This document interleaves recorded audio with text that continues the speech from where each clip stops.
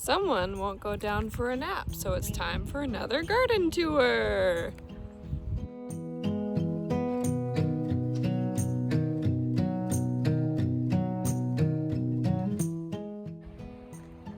As always, starting at the driveway, Jess took down the tree that was across diagonally that had fallen over here.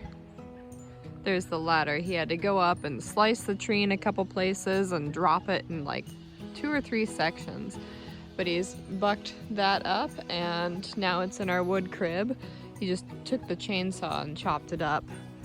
The fallen branch from the top of the alders over here is still on the ground. We're chipping away at it slowly, and by we I mean Jess. We've still got some pretty interesting spring weather going on, but it's a break in the rain. Our berries are coming in. These are the Bimble Berries. I call these dirt berries because they taste kind of like dirt. But I still eat them because they're berries. I mean, berries are life. But the salmon berries, oops, try not to poke my baby in the eye. The salmon berries are coming in. They're almost ripe, but not quite. Maybe a couple more weeks to go.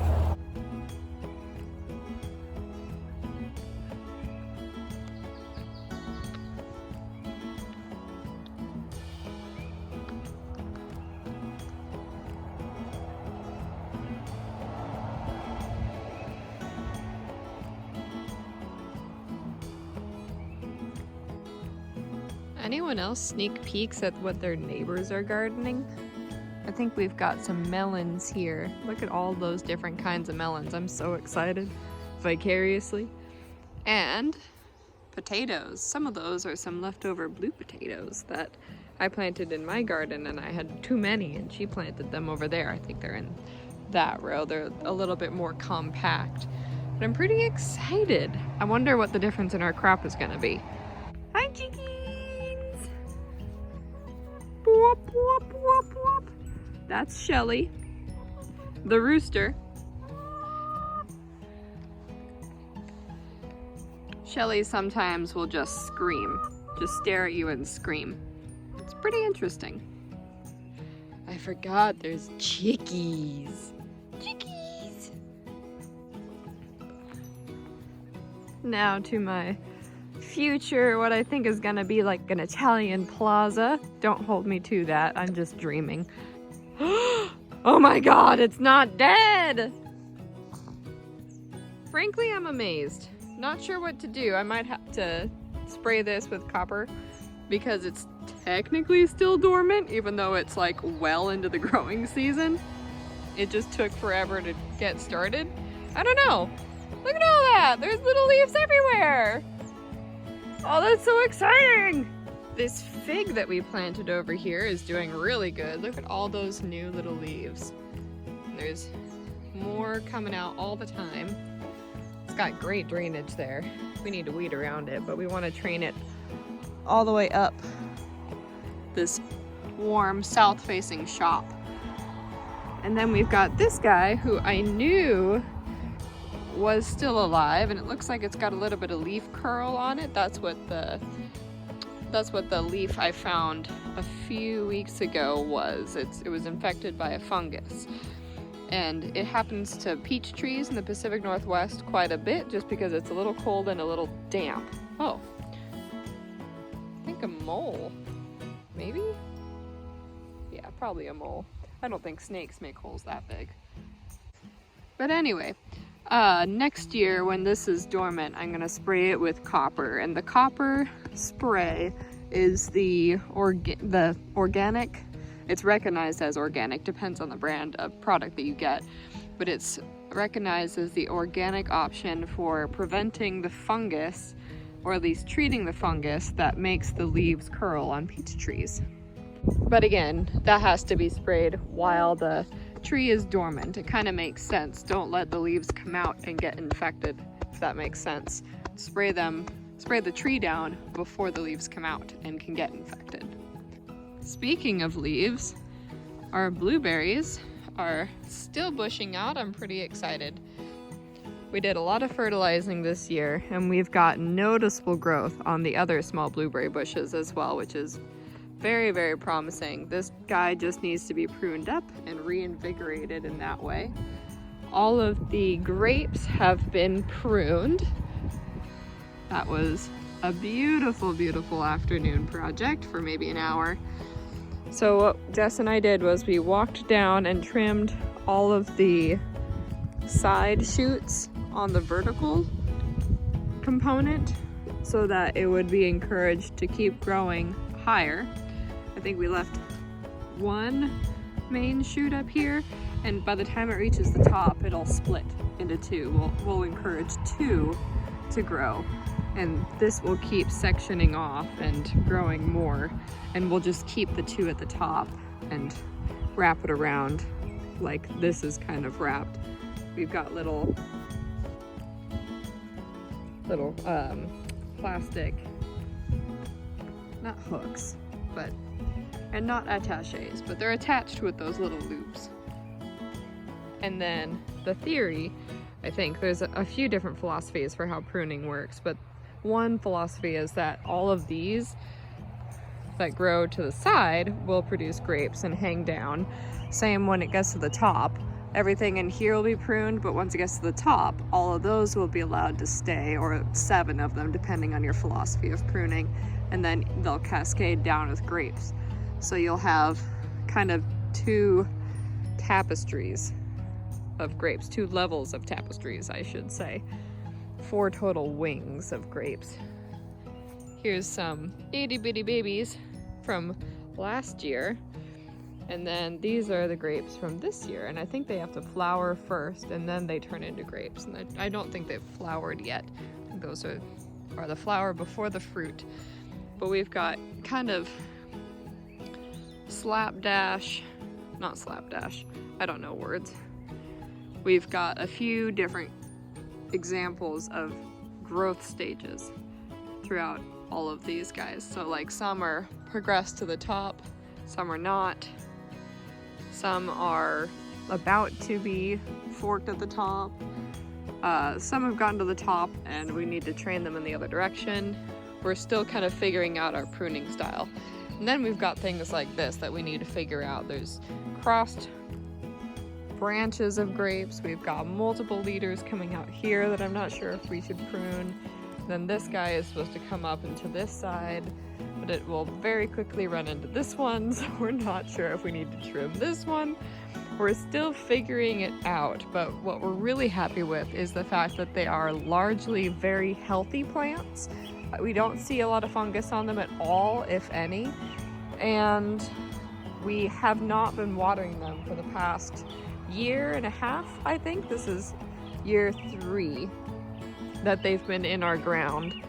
And we have only watered them for part of the first year, just that first summer. After that, we kind of let them fend for themselves, and I think that's adjusted them to our climate pretty well. And we're on sand, so they might need fertilizer, but other than that, they have what they need. Now I need to go back and around because I'm trapped inside the grapes. Okay, back and around. Our future trellis for the west entrance to the garden. The rain did the elderberries a lot of good. There's some nice growth on here and some brand new leaves about to unfurl. Looking good. I didn't want to give these guys too much nutrients, just hoping that they would establish. And I haven't seen yellowing on the leaves, so hoping that they would establish per what the nutrients and the climate is that we have in our backyard. I don't want to just grow a hungry plant, but I'm not entirely sure if that's what elderberries do. They might just become bushier and healthier if I fertilize them, and they might be better off that way. So I'll have to do some research, but so far they haven't died, which makes it a success in my book all around. We've got strawberries growing on the strawberries. None are ripe yet, but they're producing, which is very exciting. And I'm starting to see some runners. And I think I'll be taking some of the runners and propagating because I want to be able to sell, and I want to be able to plant these 2 bottom strips underneath the grapes the entire distance of this little grape row. I say little, but it's about 175 feet. So 2 175-foot strips should do me for berries. I think I'm growing kohlrabi. I still have to look back and figure out what I planted in these various places. But we've got some cucumbers that our neighbors gave us, so I planted them in here. There's just 4, and they're rebounding. They're kind of looking a little bit sad because they were left too long in the pot. That was my bad, but now they're coming back, and they've even got some flowers on them. And they will be the ground cover for the corn. And I still have to plant the corn. I'm waiting until June because the corn does need a lot of heat. But once I do plant the corn, then it will come up in this big block. And then the squash, the cucumbers, will grow underneath, and then some of them will probably grow up the corn, and I'll probably have to untangle them. And then by the time the corn is up, I'll have probably taken out most of this. I usually don't take out plants just because I like to save seed, but I'll need to plant my corn, and this is where the corn goes. And I have birds that would love to have some fresh veggies. Here's my blue potatoes. I'm really happy about them. I think I'll do this second bed here. I have to uncover it because it's a very, very fertile bed, and I did no weeding, so now it's lawn. And I think that third one, since I had too many potatoes last year, is going to be dedicated to root crops like carrots and parsnips and maybe more kohlrabi and some bok choy, just experimenting with what I can grow. And I'll probably be planting it throughout the year just to see when I can get a crop, because root crop germination, especially carrots, is notoriously tricky because they need certain high and a certain low. So unless your temperature range in a 24-hour period, or rather for a couple weeks, is in a specific bracket, then the seeds don't know that it's time to grow, or they don't recognize it's time to grow, and they stay dormant. That's why we get some weird germinations on carrots, and it's probably why I could sow these carrot seeds in November and they came up in March. It was just, it passed through the time where the bracket of temperature was that necessary span, high and low, and it was like, oh, time to grow, but it was like 3 months a little late. The Brussels sprouts are getting closer to seed saving time. All of their flowers have turned into these pods, and I'm starting to see the aphids move in.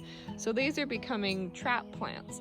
There was no aphids on these when the plants were lush, which is really cool to see. Like, the aphids really only move in when it's naturally the time for this plant to start to biodegrade, to spread its seed, to die back. And what's nice is that once I do harvest the seeds from these pods, I need to wait till the pods dry out. But after I do that, there's likely still going to be a ton of aphids on them, and I can pull the entire plant out, aphids, plant roots, all, and just chuck it over to the chickens and ducks, and they'll get some extra protein from the aphids, and I'll have my seeds, and it'll be extra compost for the permaculture chicken run. All of my mustard greens have tried to go to seed because it's a really warm spring, but we've got tons of babies down here which germinated but have not gone to seed yet, so I could just spread those out. Like, I could pull out what I need to in here, feed it to the birds, and then redistribute some of the seedlings and grow a non-bolted crop. But I mean, for mustard, it's bitter and spicy anyway, so I haven't noticed too big of a difference between the plant before it started to flower and after it's flowered, specifically just with mustard greens. And I think I recognized the same with arugula, although I did not test out the arugula before it flowered. I just tested it afterwards, but it tasted like a salad. So I think for arugula and mustard greens, those are going to be the most forgiving. The kale, that is not so forgiving. There's a couple kale hiding in that forest thicket in there. But I've noticed that for kale specifically, it will turn bitter and not so much in a good way once it goes to flower. And once actually the temperature heats up, it doesn't even have to flower for it to turn bitter. I feel like I'm talking a million miles an hour. So I've got my tomatoes planted. They are coming in slowly but surely. I think the heat of the past week, since it's been low and rainy,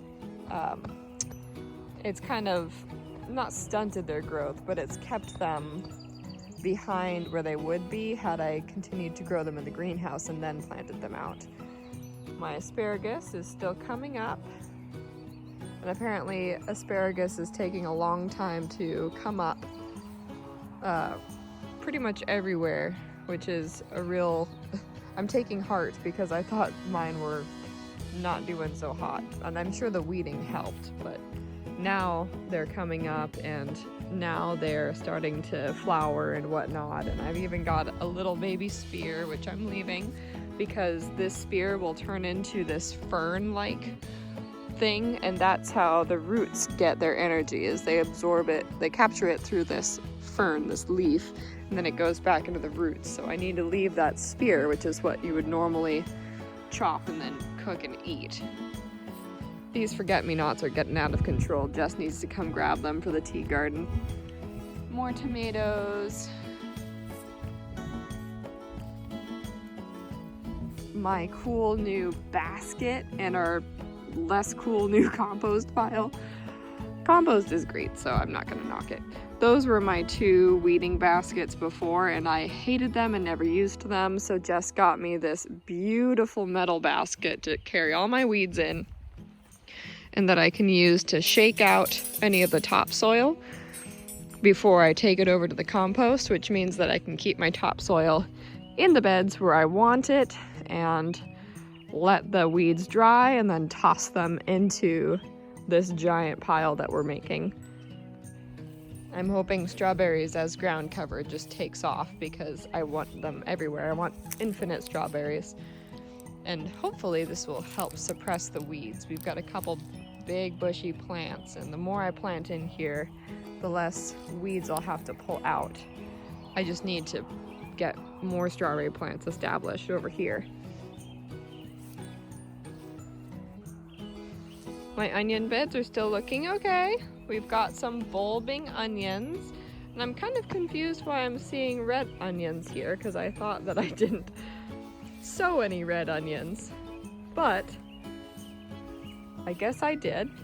And when I say sow, I meant I didn't think that I planted any from seed. These 2 were left over from last year, and I'll be seed saving from those. I'm really excited. They got left in the ground and grew all on their own. That was great. But what I thought I put in the ground was just yellow onions that I'd grown from seed. Ooh, those guys are starting to bulb up too. That's nice. And then I think here and this entire bed is red onion sets. So these I bought as little plants. They looked like little grasses, but now they're growing into actual onions, and I don't see them bulbing up yet, but they will. Sets are usually a pretty reliable way to grow onions. But these guys I bought from Burpee, the actual plant, the actual onion plant, so I didn't grow them from seed. And the garlic I just planted in the ground as garlic cloves. Part of it is regular garlic, and part of it I think over there is elephant garlic. Either that or this is elephant garlic and that's regular garlic, I can't remember. My monster beet is finally going to seed! I'm so excited to save from this guy. It's huge! It's like the size of a basketball in there. Much to my surprise, some of my cabbages didn't bolt, and it looks like they're trying to form heads. So I'm just gonna let them go and see what happens. Oh, hello. And I'm gonna see if I can seed save from the cabbage that did go to seed. They've got pods, but they're nowhere near dry yet. These guys are just beets that went to all trash and seeded, and I need to take them out and feed them to the chickens and ducks because I'm not going to eat them at this point. They taste kind of like a stump of wood. The surprise broad bean patch is producing tiny beans. Last year when I sprayed the broad beans with neem oil and all the flowers turned black, I thought that the neem oil had done that, but apparently that's just how the flowers die back. And now for the most exciting addition to the garden. A brand new squash patch. I'm so excited. I say squash, but there's a little bit more than just squash. We've got sugar baby watermelon, 4 of those. We've got cantaloupe, 4 of those. We've got sugar ready, 4 of those. We've got Rouge Vite de Tam pumpkins. I'm still not sure if I can pronounce that correctly. 4 of those, these 4. We've got Jarrahdale pumpkins. I believe that's what this row is. Yes. There's 3 of those. We've got butternut squash, 4 of those. And delicata squash, 4 of those. Let me see. There's a little bit more over here. I believe 3 Chicago pickling cucumbers, 2 on this side that will eventually grow up this trellis, and then 1 on this side. The 4th one got chomped by a slug and it was already dying, so that was my bad. But once this trellis is actually sunk into the ground, we'll be able to train the then probably bushy cucumbers up both sides of this. And on this side of the manure patch, because I forgot that I had more in the greenhouse, we have 4 acorn squash, and they're looking so-so. Actually, do I only have 3? Yeah, I think I only have 3 acorn squash.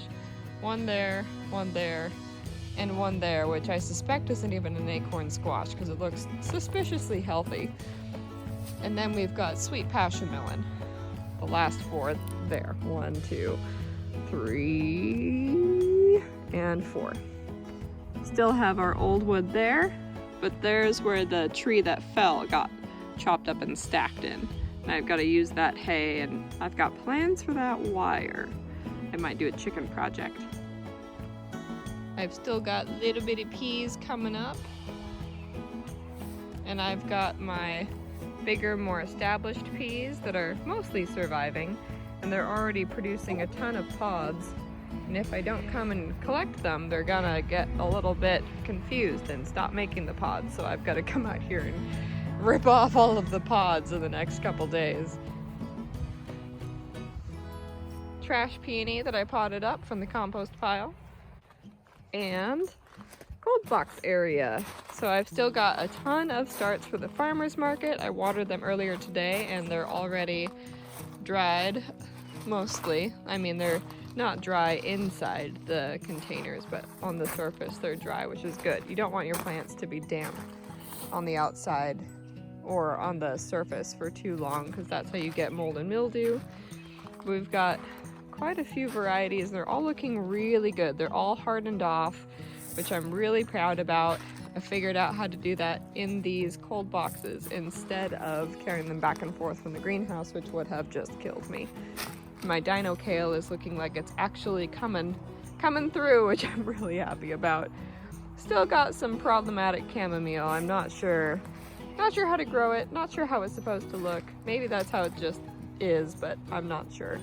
Tomatillos, melons, squash, greens, some herbs, and of course the tomatoes and peas, and my extras here, and my peppers, which I am going to be planting out in between the asparagus in a couple days. They're just hardening off in here, getting ready to be planted in the ground. Hello, peppers! I've got ants. Wonder what you're doing here. So far they haven't bothered me. They kind of farm aphids, so I'm not sure if this is a good sign or a bad one. We'll see. We finally passed out. We'll see how long this lasts. Our blueberry bushes are looking still questionable. We've got one that still has leaves on it, but it looks like it's wanting for something. And then the rest of them have little pops of leaves. And I can't tell if it's growing because I've been fertilizing them or if it's just a temperature thing. But time will tell. Probably next year we'll know a more accurate indication of the actual health of these plants. So I'm going to just keep fertilizing them and hoping that all of these little packets of growth here are a good sign and a sign that I should be fertilizing. Oh, that looks like a healthy sprig up there.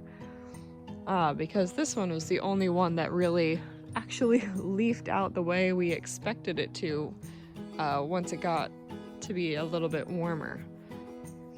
My rhubarb is looking glorious. Now I have to actually figure out how to use it. I caved and threw all of my mystery or mislabeled plants into this bed. So we've got a bunch of extra tomatoes that got way too leggy, but I didn't want to just toss. And then we've got some mislabeled tomatoes that I'm not really sure what they are in that middle row. And then in the front, we've got some mystery squash. I really don't know what any of those are. So that'll be fun. I think I'm gonna try and transplant some of my neighbor's giant lavender bush into here because it is so big you can see it from here. That is their lavender bush and it is the size of a small car. Since mint is basically a weed up here, I've just been letting this go nuts. Plus we have some curled parsley, which I'll probably let go to flower and save the seed because curled parsley is the hardiest and most fabulous parsley for my yard.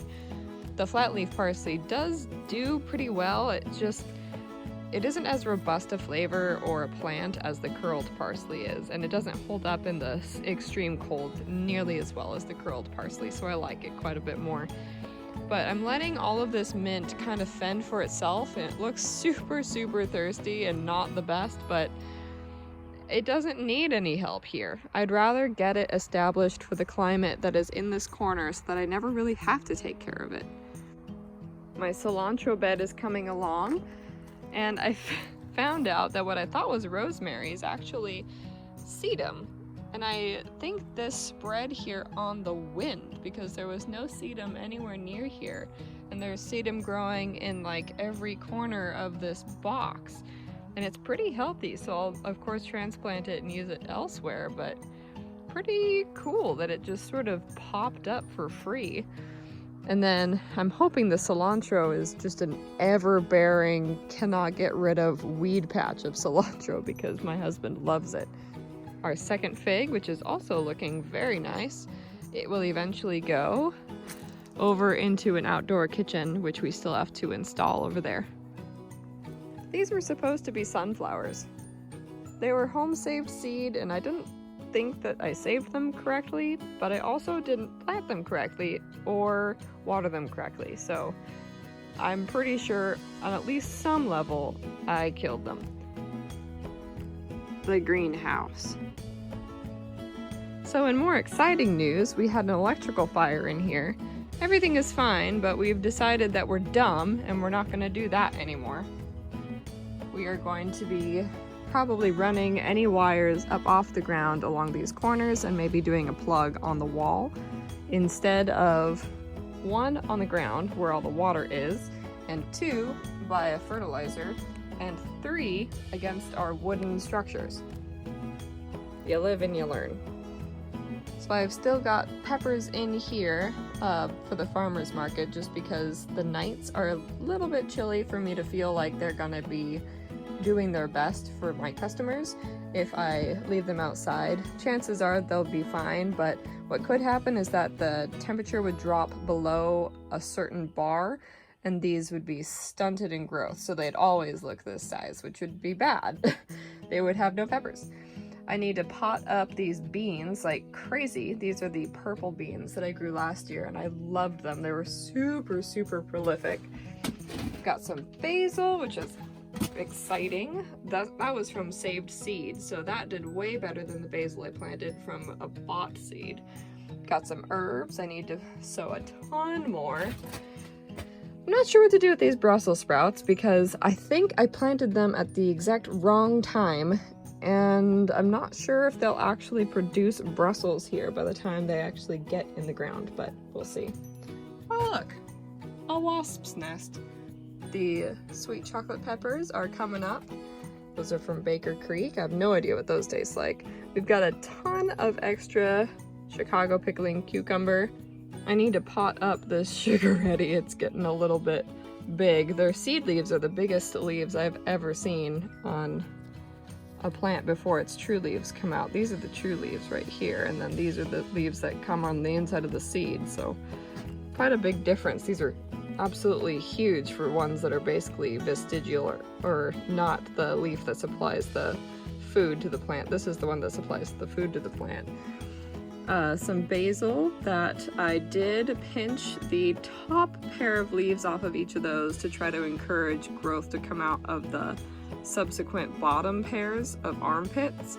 Like there's a little armpit section right there, and there's little baby leaves growing in there, so pinching the top two leaves off encourages these little ones to grow.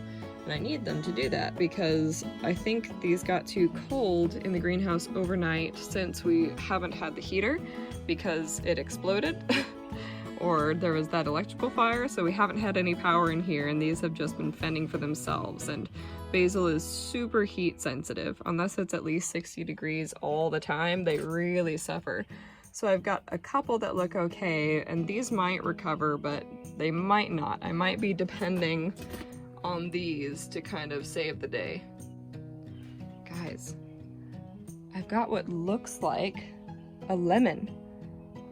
It still hasn't fallen off yet. Usually it gets like half that size and just falls off. But I've been experimenting with fertilizing these pretty much weekly, and I've also been experimenting with only watering the base of the plant instead of the leaves and the flowers, because I've heard that rain or water from overhead will make them drop their fruit. But I'm not sure if that's just a gardening fable or if that's real science. So I'm trying it out, and I think I've got something to show for it. Bread break. Gotta take the lid off my bread in the kitchen. Alright, lid is off. It's going back in for another 35 minutes. This is my rye loaf, and that is my sourdough white loaf that I took out before putting this one in. Okay, timer set, back at it. There's just so much that is exploding in the garden. June is one of those big growing months, which is funny because a lot of the vegetation grows and a lot of the flowers bloom, but there's really not a whole lot of food that comes to ripeness or has the temperature range to grow and fruit and be finished in June. So it's kind of part of what people call the hungry gap. But a lot of the pollinators are getting all up in my bloomed chives, my bloomed sage that I let go. I only pinched off half. This guy is yet to bloom. For some reason, this box is like a month behind the box next to it, even though they're right next to each other. We've got some thyme. The oregano is super happy there. I'm really excited about that. And I think I need to relocate this lavender, and maybe that lavender as well, because they're really squashing out the rosemary. But I'm not sure if the rosemary is only alive there because of the lavender, so it's a mystery. The backyard roadies are in full swing. I can hear the bumbles all over this guy.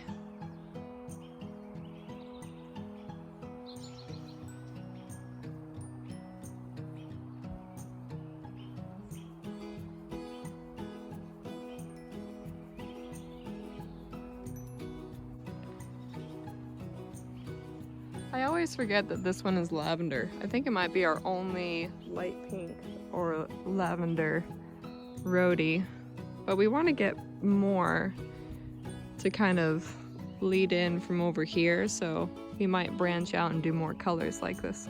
Not sure. My apple trees themselves are looking pretty good. I think they're looking a little bit better than last year, although I'm not sure when they started dropping their leaves last year. When they dropped their leaves last year, that prompted me to spray them this year with the copper, because I think they dropped their leaves due to a different kind of fungus, but one that again affected the foliage of the tree. And since the leaves are how the tree gets nutrients down into the plant, well, plus through the roots, but it's one of the main ways that it gets food. When it drops its leaves, it stunts the energy that it gets for that year. But we do have a handful of apples at least on each tree. So hopefully this will be a matter of me accidentally pruning this tree completely wrong so that I don't get any apples, but all that energy goes into the health of the tree, which would probably be what needs to happen. So this is what we suspect is a pear tree, and it's never looked this good, but I'm already seeing what looks like either pest damage or leaf curl of some kind, or some kind of infection just at the tips of these branches. I'll have to go on my garden groups and see. Oh, it looks like there's more of that fungus. Yeah, that was the fungus that I tried to clip off earlier this year. I don't want to poke it because I'll spread it everywhere. But the healthier branches look, the ones that do not have those globs on the end, look to be producing way more shoots than I've ever seen. And this was the first year that I even saw a blossom on this guy, and I'm not sure where that blossom was. I lost track, so I don't know where to look for a fruit, but I doubt it's actually going to fruit, even though it produced a blossom.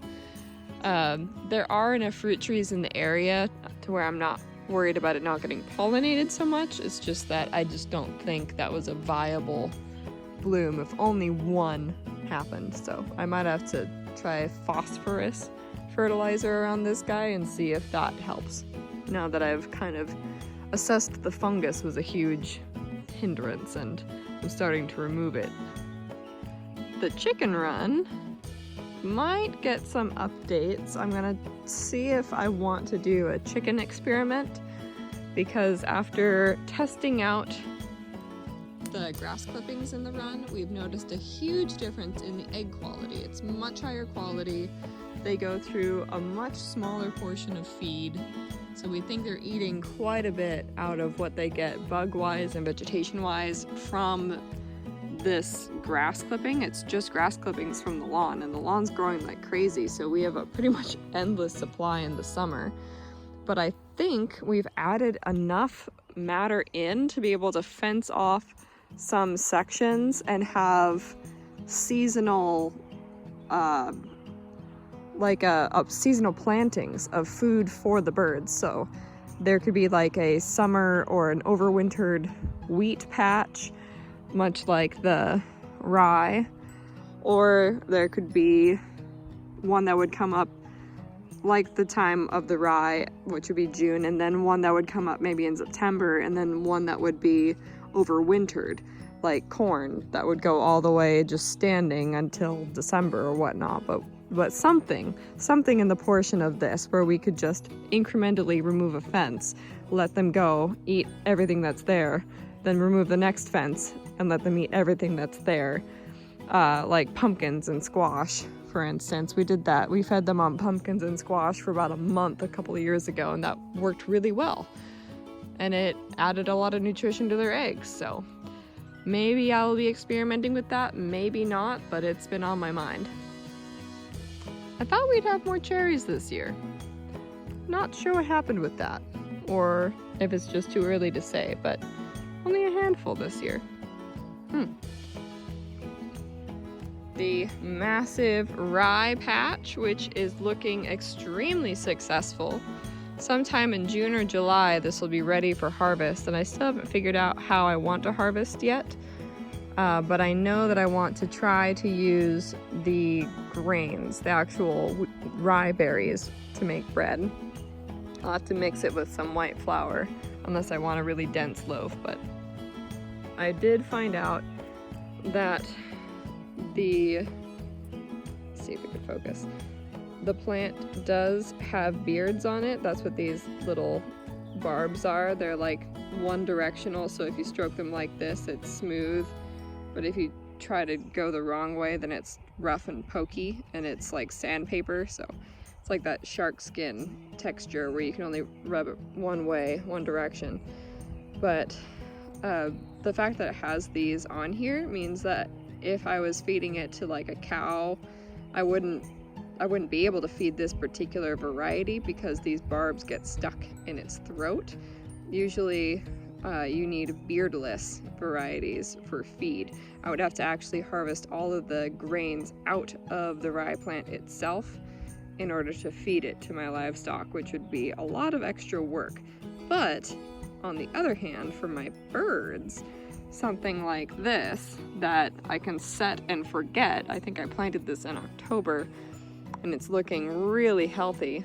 I would be able to grow and then let dry out just the way it's naturally going to in the next month, and then let my birds into it to process it naturally, and that would be their feed for a good chunk of time. I mean, there's so much seed here, but if I were to do a permaculture livestock feeding rotation, one swath could accommodate quite a bit of animal in there. Just depending on the size of the animal, that would dictate how long it would last. But rye, especially winter rye, has a lot of protein in it, and it has good carbohydrates, and it's a really good thing to be eating if you're a person or an animal. And it's really pretty to look at. I can't kind of turn away. It's got these purpley husks that are just gorgeous.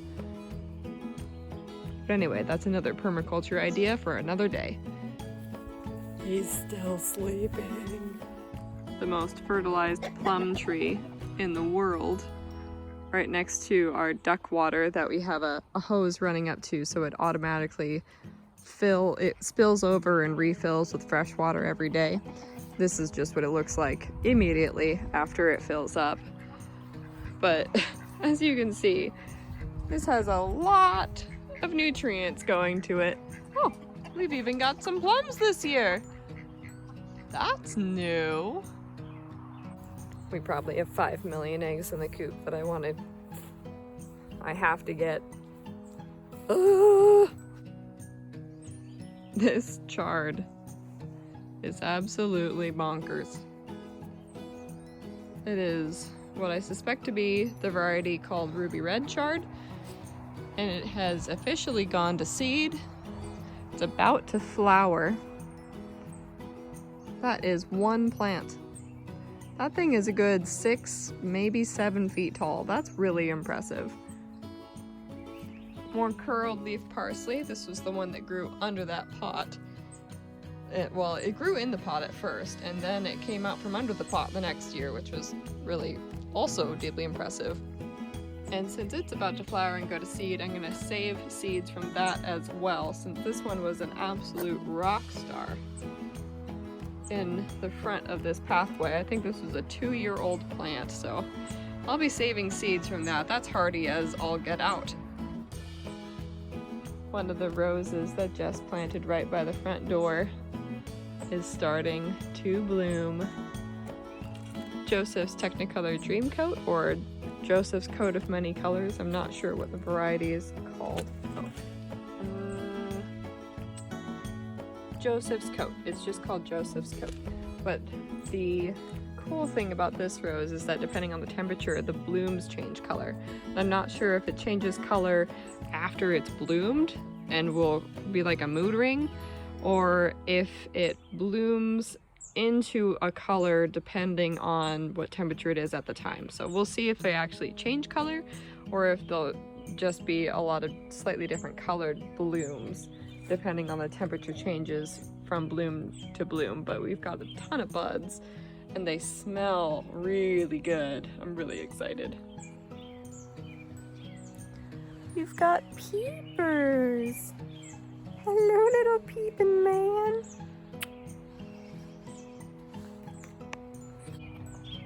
The tea garden is looking more and more like a flower garden. And we've got a couple really successful roses and a couple roses that just wants to transplant to a place that might be better. But this one was the huge success story of this year so far because it has never, ever looked this good. It has always looked kind of like this clump of 4 leaves here, just ragged, diseased, brown. And now it's just exploding with blooms.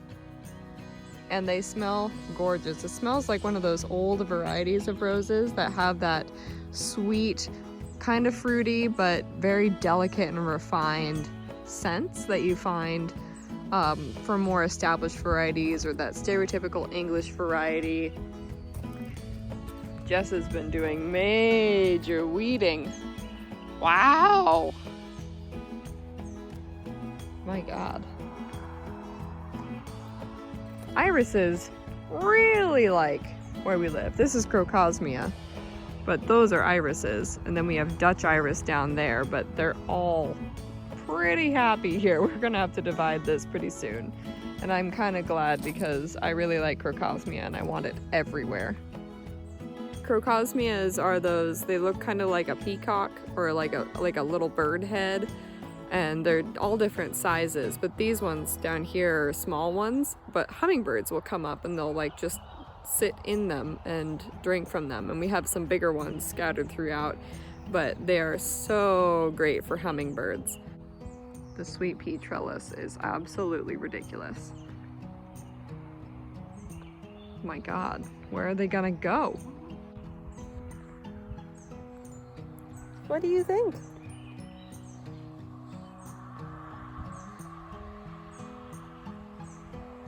Is that a nice texture?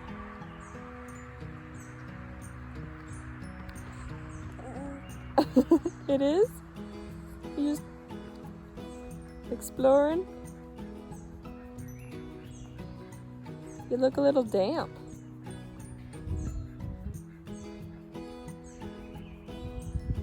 Can't be too tasty. I don't remember when I last washed this. I have to go look at the squash again. I'm just too excited. I'm glad that I just cut into that area right there and just carved out a bed. I'm not sure how many people plant melons and squash directly into the compost manure that they've just been let sitting for a year, or if that's just a me thing, but they look really happy. I only had to water them in once, and it's been raining for the past 3 or 4 days. So that's saved my bacon a little bit, but I have never been this successful at even starting squash or melons. So seeing them all with leaves is giving me a little bit of hope. I might have to water these. But I mean, these look so happy here.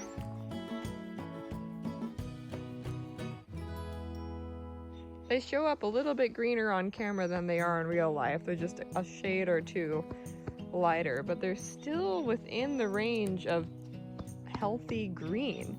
They're obviously not lacking for nutrients, but I'm not sure if the balance of the manure is going to have the right balance of nitrogen, phosphorus, and potassium to put on the leaves. That's the nitrogen. The potassium kind of helps them create the flowers, and then set the fruit. So I'm not sure what the balance is. I'm not sure, let's see, nitrogen, phosphorus, and potassium. Yeah, so I'm not even sure what the phosphorus does. So I'm still learning, but look at that. We could have squash this year. Oh. Thanks for joining us on our, oh, baby yawn. Thanks for joining us on our tour. We're working up our homestead and we're building it little by little. This was J&J Acres. Oh, and I'm gonna get this guy a snack. See you next time. Just took the bread out of the oven. So here is the rye loaf. Got a little dark on top, but it's just darker than that anyway, than that white loaf. Yeah, turned out pretty good.